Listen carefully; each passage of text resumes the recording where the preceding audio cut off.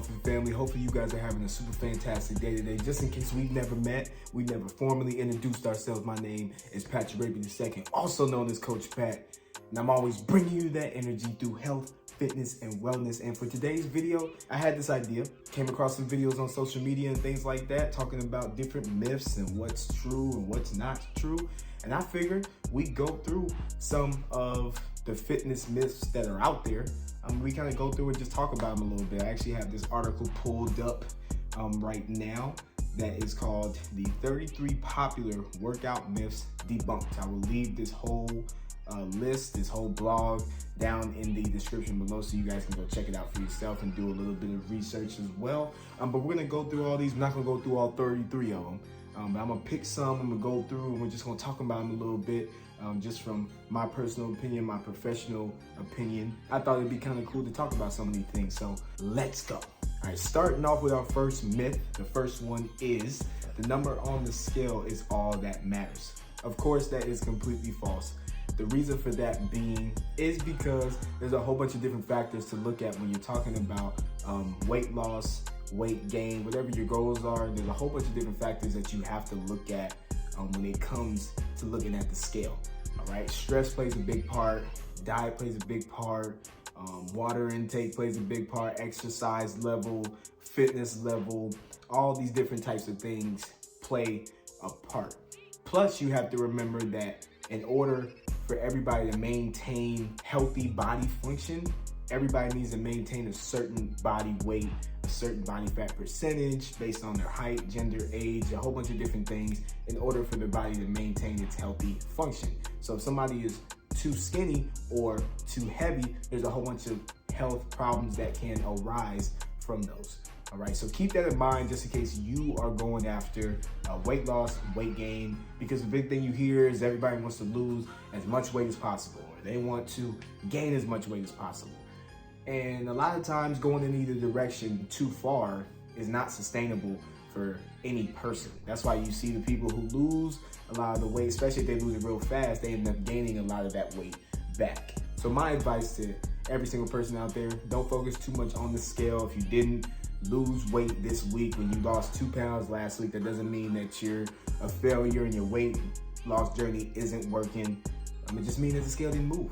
All right, a good way and a good indicator to see if you are making the progress that you plan on making is seeing how your clothes fit. That's the most simple way that I can put it to you. Check to see how your clothes are fitting versus how they fit when you started. Take progress photos. That's also a good way to do so. We always say that the film doesn't lie, those photos don't lie. So take those progress photos. Even though they're difficult to take those photos. Get away from the scale. Don't let the scale be the end all be all. I know it's cool to see that number go down and go up based on whatever your goals are, but it is not the end all be all. Stop looking at that scale. All right, getting into number 2. This is one I've heard a lot of, especially amongst the women. Not everyone should lift weights because it will make them bulky. If y'all only knew. Listen, lifting weights will not make you bulky. I know it's associated with men being swole, being huge, and they lifting all this weight, and people are thinking, well, they lifting all that weight, that's what makes them huge like that, that's what makes them bulky like that, so I don't want to lift no weights, I don't want to get that big. There's a whole bunch of different factors to look at when you're talking about what makes you bulky and what doesn't make you bulky. Body composition and the way you grow or the way you shrink your body fat, whatever the case might be, that's going to come primarily from your diet. That's going to come primarily from how much protein you're getting in, how much water you're getting in, how consistent you are with those things. Yes, the weights play a role in that, but that's not the thing that makes a person bulky or huge, whatever you want to call it, right? As a matter of fact, lifting weights, resistance training, and building that lean muscle actually helps in fat loss. It helps in weight loss as well because you're building that muscle, and the more lean muscle you have, you're burning a little bit more throughout the day. Your metabolism is spiked a little bit more, and if your metabolism is high, you're burning fat, whether you're working out or when you're not working out, and those are going to be the things that kind of help you reach your fitness goals. Those are the type of things that determine whether you reach your fitness goals or you don't reach your fitness goals. But lifting weights alone is not gonna make you bulky. So ladies out there, don't be afraid to go out there and move some weight. Plus, strong is the new sexy. Those goals that you wanna hit, those physique goals that you see, whatever those models that you see, the type of body that you want, you probably reach them in ways that you probably couldn't imagine if you start lifting some weight. Just saying. All right, let's get into number 3. Doing a lot of crunches will get you a flat stomach. This is completely false. For one, you cannot spot reduce in any section of your body. What I mean by that is you can't focus on one part of your body and reduce the fat in just that area. So if you think that you do a million crunches, you're gonna end up losing that belly fat, the fat that's so stubborn all the time, you set yourself up for failure and you're gonna be upset by the end of it. I'm gonna put it to you this way. This is the easiest way that I can explain it. When you're talking about strengthening the abdominal wall or strengthening any part of your body, that's gonna come from your exercise. When you go to the gym and you hit that hard workout, and when you do your core day, you do your cardio day, whatever it is, when you go to the gym, and you're hitting those exercises and you're doing those workouts, that's where you strengthen whichever body part. Now, when it comes to how well or how lean those muscles turn out, that's gonna come from your diet. That's gonna come from nutrition. You strengthen your abs in the gym during your exercise. To get those abs to say peekaboo, to say hello, that's gonna come from nutrition. I know nutrition isn't the easiest thing to do, but there's no way around it. You can't out-exercise bad nutrition. You need a solid foundation with your nutrition to get your abs or any body part to show and to be lean and to be, a head turner, as I like to say. So do your crunches, do your core work, but that's not necessarily the thing that's gonna allow you to get a flat stomach. You gotta look at your nutrition as well.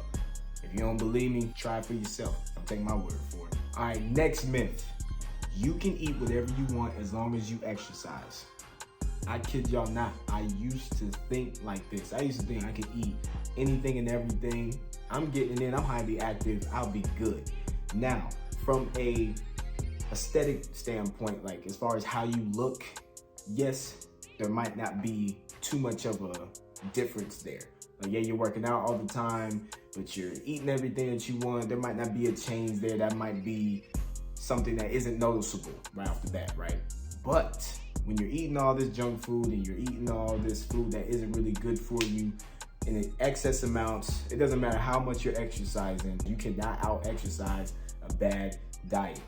Now, out of moderation, yeah, you have some things, you have the foods that you enjoy, but if you're having that every day, I'm not telling you to track your food, even though I believe it's really, really helpful. You don't necessarily have to track your food, but you need to be aware of what you're eating, how much you're eating, when you're eating it. So if and when it comes to a point where you're not necessarily seeing the results, or maybe your body's not performing the way that you want it to perform, you're not wondering, well, what the hell is going on? And you start looking at nutrition and things that you have been eating and the things that you've been consuming over the past however long, and you'll be able to pinpoint, okay, maybe that's the reason, maybe that's the culprit for this. Listen, at the end of the day, y'all can do what y'all want, but I'm telling you, you cannot out-exercise a bad diet. I don't care how much you exercise. I don't care if you exercise 2 times a day and each session is 2 hours.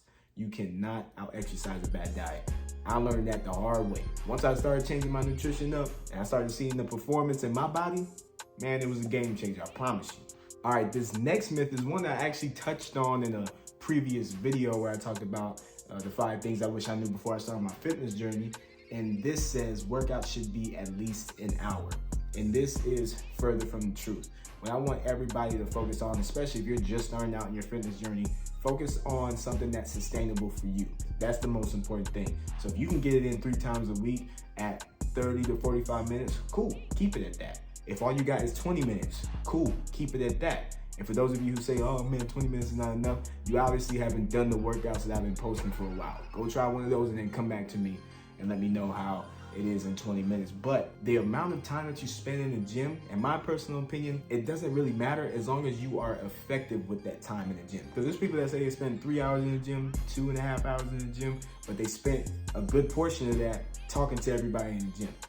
There ain't nothing wrong being a social butterfly. I'm a social butterfly myself. But when you're in there, you gotta make sure you're serious about your business. You gotta make sure you're handling that. All right, say what's up to your folks and everything, but make sure you're getting after your work, and don't sit here and try to belittle everybody else just because they're not in there 3 hours like you. Because there's a whole bunch of different exercises and a whole bunch of different workouts that I could show you, or that anybody else could show you, that could get you the same amount of work, if not more work, than you did in 3 hours, because you were sitting around talking all the time. You were sitting around trying to get your gym content all the time. Listen, I'm not bashing nobody. I am not bashing nobody. I'm not hating on nobody. I'm just using that as an example.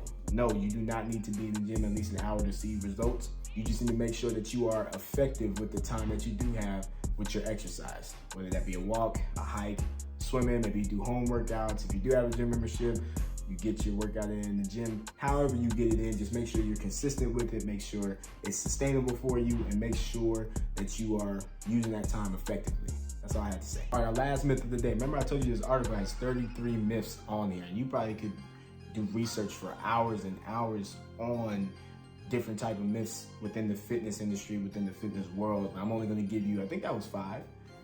This myth right here says carbs are evil. This is probably one of my favorite myths because I used to hear that all the time. Like, oh man, carbs are bad.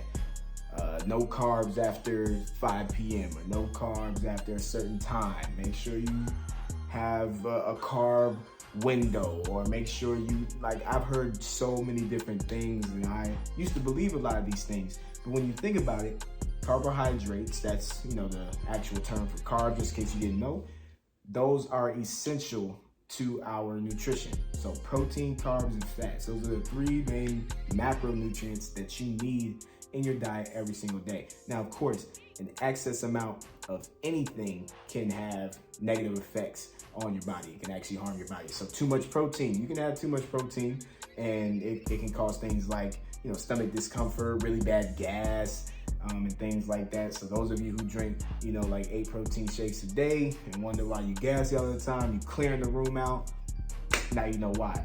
But carbs are needed in anyone's diet. Just make sure you have an adequate amount of it. You can look at certain timing of your carb meals. Personally, myself, I like to have, you know, carbs before and after workouts. Make sure I have enough fuel for the workouts. Make sure I have enough fuel after the workouts, you know, because when you think about it, to work out, you need energy, right? I know a lot of you are on pre-workout, things like that, which is fine. But to fuel your workouts even more, having, you know, some good carbohydrates before a workout and making sure that you're replenishing afterwards, because you're gonna burn all that fuel during the workout and your body is going to need to replenish those things in order for it to recover the way that it's supposed to. When you start thinking about it that way, carbs aren't necessarily a bad thing. Now, I know where it comes from. People have a lot of bad carbs. So like the refined carbs, so like the junk food, the cookies, the cakes, and all the carbs that really aren't best for you, especially in excess amounts. But if you're having good carbohydrates, so like fruit, you're having oats, you're having things along those lines, and you're not overdoing it with carbs, you'll be fine. I promise you. Matter of fact, your body will probably thank you, especially when it comes to, and I repeat it again, when it comes to the recovery process. All right, your gains are made in the recovery process. Yes, I know you think you in the gym and you feel that burn, you feel that pump, and you're like, oh yeah, I'm making gains. In actuality, you're tearing those muscle fibers. So when you feel that burn and when your muscles are sore for the next day or 2 or a week, however long it is, your muscles just got torn to shreds, literally. So you're gonna need your protein to rebuild those muscles. You're gonna need your carbs to make sure that you're refueling the right way.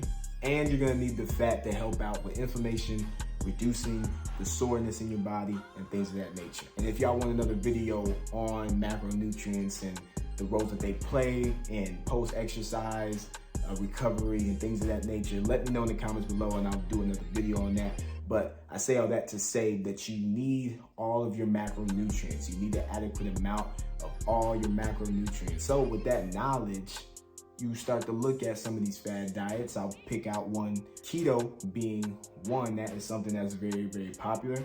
Yes, it's something that can allow you to lose weight very, very quickly. But if you notice, those of you who've done keto, or maybe you know somebody who has done keto, when that diet is done over an extended period of time, energy levels are low. Maybe that person starts to get headaches and things of such. You experience a little brain fog, you barely have enough energy to get through the day. That's not by accident. Keto, and I don't know how many variations there are of keto, But the one that I know, it restricts carbs. People are having little to no carbs in their diet for however long they're doing that diet for. And that's why when people get off keto and they start introducing carbs back into their diet, they almost gain the weight back instantly because you were depleting your body of a key macronutrient. So get out that mind frame. Carbs are not bad, but they can be if you have too much of them. So those of you who say carbs are bad, you probably have too many carbs throughout the day. That's why I say it's important to track your food, to track your macros, get with a coach that can help you do so, and you start tracking that every single day so you know how much protein to get, how many grams of carbs, how many grams of fat, and you consistently hit that number, get close to that number, the best that you can every single day, and then watch how your body starts to perform, watch how it starts to improve. But outside of that, what are some myths that you've heard about that seem to never die, that it always comes back up and you're sick and tired of hearing it, or maybe you just have questions about it? Let me know in the comments below, man. Let's talk about it.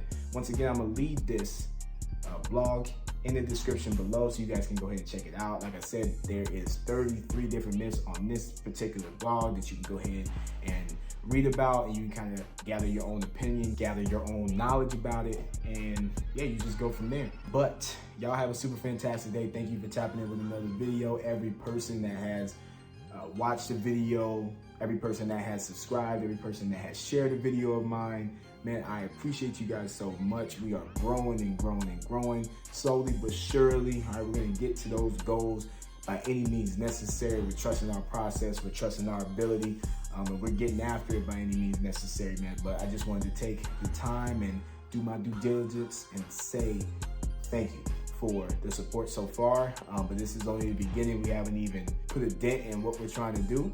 But right now, those of you who make sure to check back in with every single video, man, I appreciate you guys. Thank you so much.